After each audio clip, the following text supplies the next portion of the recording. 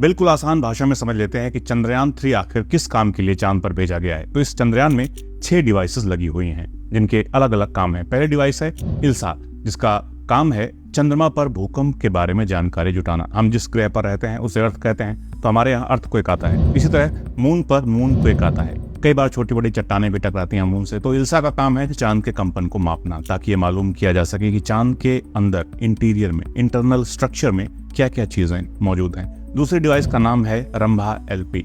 इसका काम है स्पेस का माहौल जानना, कितने पार्टिकल कहाँ हैं, उनमें कितनी एनर्जी है, किस स्पीड से कैसे मूव कर रहे हैं। ये बहुत जरूरी डिवाइस है क्योंकि स्पेस में सूरज से निकलकर हाई चार्ज्ड इलेक्ट्रॉन और प्रोटॉन पार्टिकल्स घूमते रहते हैं, एक तरह से हवा की तरह बहते रहते हैं, जिसको सोलर विंड भी कहते हैं। अब मून का जो सरफेस है वो खुला हुआ है। हमारी पृथ्वी की तरह कोई मैग्नेटिक फील्ड तो है नहीं जो इन पार्टिकल्स को सतह तक आने से रोक पाए, इसलिए ये चांद की सतह पर खूब सारे फैले हुए होते हैं। इन हाई एनर्जी पार्टिकल्स के बारे में जानना जरूरी होता है, नहीं तो ये इलेक्ट्रॉनिक डिवाइसेस को खराब कर सकते हैं। कोई इंसान बिना पूरी जानकारी और तैयारी के साथ अगर चांद पर जाए तो उस पर भी इन हाई एनर्जी पार्टिकल्स का बुरा असर पड़ सकता है। चांद की जो सतह है उसमें भी बदलाव इन पार्टिकल्स की वजह से होता रहता है। स्पेस का जो वेदर है उसकी जानकारी भी हम इनसे हासिल कर सकते हैं, उसका सटीक अनुमान लगा सकते हैं। तो रंभा एलपी का यही काम है, क्योंकि जितनी बेहतर जानकारी हमारे पास होगी, फ्यूचर स्पेस मिशन उतना ही कामयाब होगा, रिस्क फ्री होगा, क्योंकि हम उतनी ही तैयारी के साथ जाएंगे। अगली डिवाइस है तीसरी डिवाइस, जिसका नाम है चास्टे।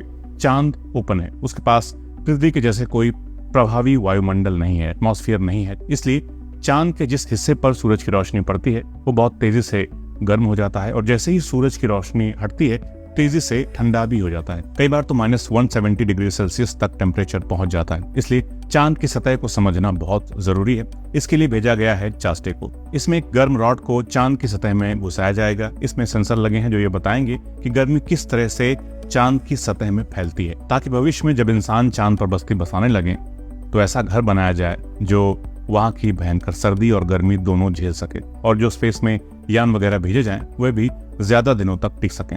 और चांद कैसे बना इसकी भी जानकारी चास्टे से हासिल करने की कोशिश साइंटिस्ट्स करेंगे।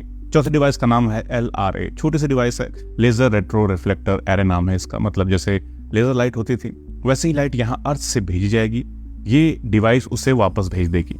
चांद पृथ्वी से कितना दूर है, रोटेशन रेट क्या है, लैंडर किस जगह पर है, इन सब की सटीक जानकारी इस डिवाइस से मिलेगी। बाकी बची 2 डिवाइस लगी हैं प्रज्ञान रोवर में, जो चंद्रयान पर सवार होकर पहुंचा है। ये रोवर चांद पर घूम घूम कर इन दोनों डिवाइस की सहायता से चांद पर मौजूद मिनरल्स और केमिकल्स का पता लगाएगा कि क्या क्या छुपा है चांद के भीतर। तो पहली डिवाइस है APXS। ये जैसे हमारे एक्सरे हम लोग कराते हैं तो हमारे शरीर की स्किन टिश्यू को पार करके हमारी हड्डियों की तस्वीर छप जाती है, कुछ वैसे ही काम है APXS डिवाइस का, लेकिन इसमें इमेज नहीं बनती है। इसे ऐसे समझिए कि आप क्रिकेट की बॉल को सीधी दीवार पर मारेंगे तो वापस आपके पास तुरंत आ जाएगी, लेकिन पानी पर मारेंगे तो वहीं रह जाएगी। किसी ऊबड़ खाबड़ जगह पर अगर फेंकेंगे तो इधर उधर चली जाएगी। इसी तरह APXS डिवाइस है, जो रेज किरणें निकलेंगी वो चांद की सतह पर जिस भी चीज को हिट करेंगी उसका रिएक्शन देखकर साइंटिस्ट लोग ये पता लगा लेंगे कि कौन सा पदार्थ मौजूद है चांद पर। रोवर पर लगी दूसरी डिवाइस है LIBS लिप्स। इसका काम है चांद की सतह की किसी टारगेट की गई जगह पर लेजर की मदद से उसको गर्म करना, इतना गर्म करना कि उस जगह पर एक छोटा सा आग का गोला सा बन जाए। हम सब जानते हैं कि सभी एलिमेंट्स का एक यूनिक कलर होता है, वेवलेंथ होती है, जो बहुत गर्म करने के बाद दिखने लगती है। इसे खास कलर से पता चल जाता है कि कौन सा एलिमेंट है जहां लेजर पड़ रहा है। आंखों से नहीं लेकिन डिवाइसेस उसको पकड़ लेती हैं। यही काम लिप्स का भी है। तो ये है वो काम जो चंद्रयान 3 के जरिए किया जाएगा।